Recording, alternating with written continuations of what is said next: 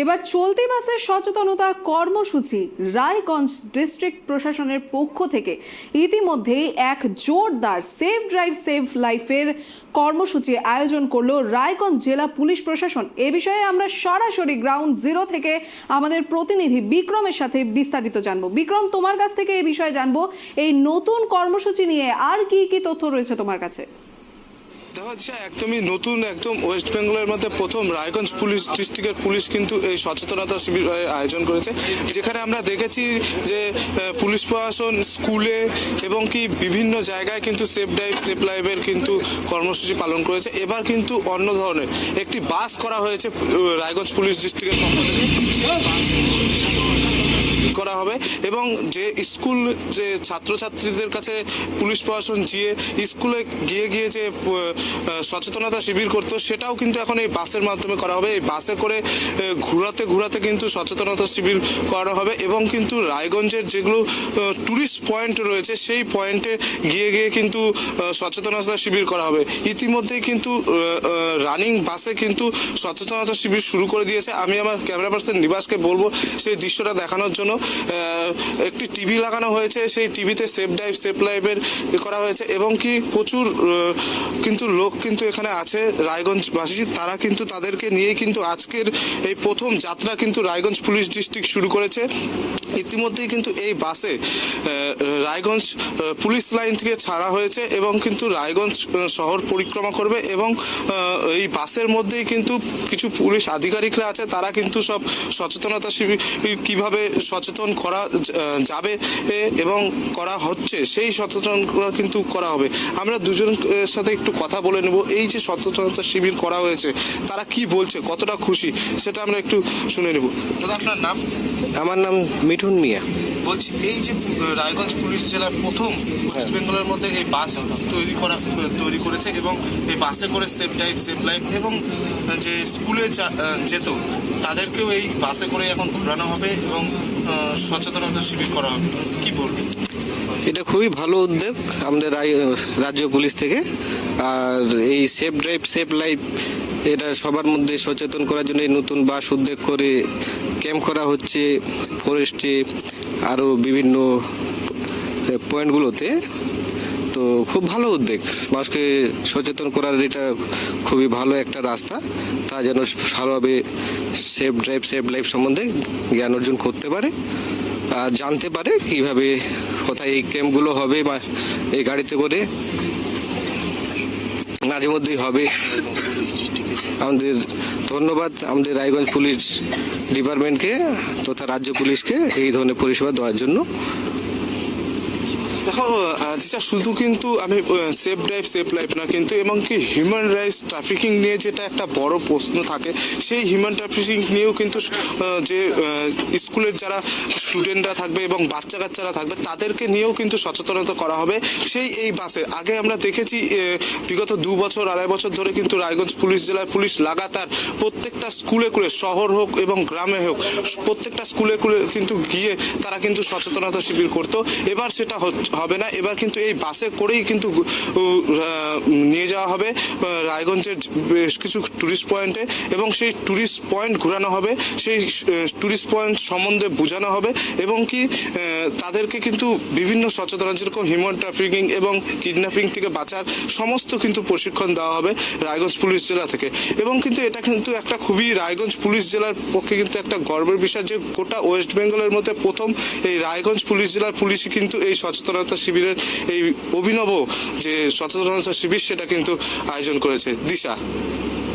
বিক্রম, আরেকটা বিষয় তোমার কাছ থেকে জানতে চাইবো, এই যে এই বাস নতুন করে যে চালু করা হচ্ছে, এই বাস কি শুধুমাত্র সচেতনতা শিবিরের জন্যই চালু করা হচ্ছে, নাকি ভবিষ্যতে এই বাসে তুমি যেমনটা বললে যে পর্যটন কেন্দ্রগুলিতে যাওয়া থেকে শুরু করে অন্যান্য বিভিন্ন জায়গায় গিয়ে সচেতনতা শিবির করা, তো সেই ক্ষেত্রে যেমনটা তার সাথে দেখছি যে বহু যাত্রীরাও কিন্তু সেই বাসে রয়েছে। তো আমার প্রশ্ন হচ্ছে, ভবিষ্যতে এই বাস কি কোনোভাবে যাতায়াতের মোক্ষম হয়ে উঠতে পারে?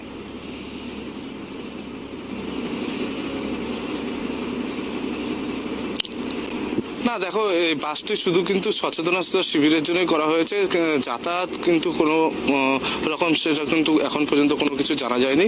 তবে এটাতে এটা করাও হবে না, কেননা শুধু সচেতনতা শিবিরের জন্যই করা হয়েছে। গোটা বাসটাকে কিন্তু রায়গঞ্জ পুলিশ ডিস্ট্রিক্ট দিয়ে কিন্তু লেখা হয়েছে, এবং কিন্তু এই যে বাস আমরা টিভিটা দেখাতে বলছি, কিন্তু একটু টেকনিক্যাল প্রবলেমের জন্য হয়তো দেখানো যাচ্ছে না।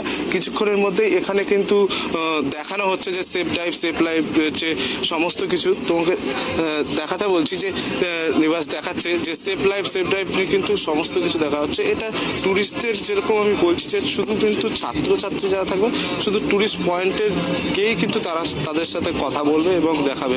এখানে কিন্তু পর্যটকের নিয়ে কিন্তু ঘোরার কিন্তু এখন পর্যন্ত সেরকম কোনো তথ্য উঠে আসেনি আমাদের কাছে। তিশা, একেবারেই ধন্যবাদ বিক্রম এই বিষয়ে বিস্তারিত জানানোর জন্য। এবং যেমনটা আপনারা ইতিমধ্যেই দেখলেন, পশ্চিমবঙ্গে এই প্রথম সেফ ড্রাইভ সেফ লাইফ নিয়ে কর্মসূচি, তাও কিন্তু রায়গঞ্জ জেলা পুলিশ প্রশাসনের পক্ষ থেকে রায়গঞ্জে চালু করা হলো। এবং যেমনটা আমাদের প্রতিনিধি ইতিমধ্যেই জানাচ্ছেন, এই বিশেষ বাস পরিষেবা শুধুমাত্র কিন্তু এই সেফ ড্রাইভ সেফ লাইফ কর্মসূচি, অর্থাৎ এই সচেতনতার বিষয়টি নিয়েই কিন্তু আগাম বার্তা দেওয়ার জন্য একেবারেই প্রস্তুত হয়ে পড়েছে। আমরা শুনে নেব এখানকার পুলিশ আধিকারিক কি বলছেন।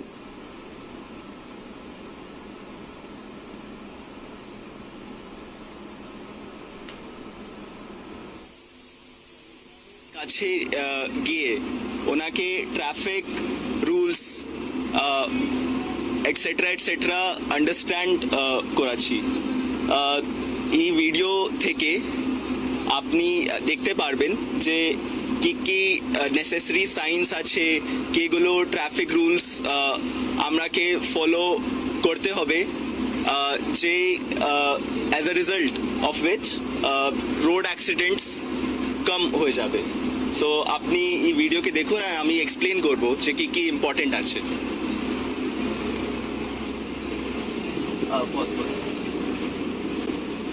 তো যেমন এটা আছে ট্রাফিক ইনফরমেটরি সাইন।